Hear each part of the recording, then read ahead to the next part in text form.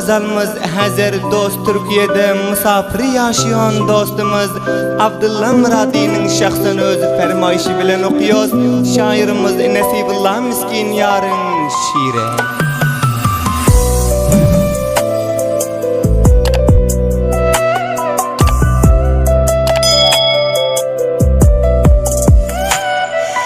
Bizler dünyanın lezzetini bildik mi?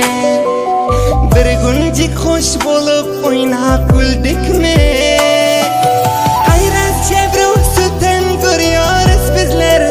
Azap görmek için dünya geldik mi? Derbederlik için dünya geldik mi? Yaş başa sırık düşse süzüyoruz. Hanlar şödüp dilden kızıyoruz. Dertli dertli gurbette geziyoruz.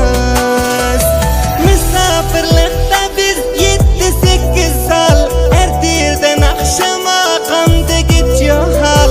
Neşe dünya hemmege beraber del. Beraber del. Dilsoz müzik hemeyşe sizler bilen.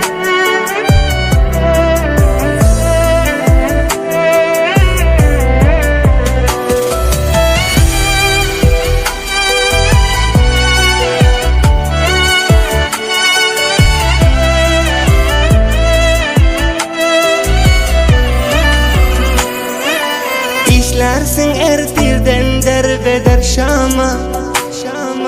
Zar bolup göz Afganistan ülkeme. Ey Allah'ım neşe kısmetimiz böyle.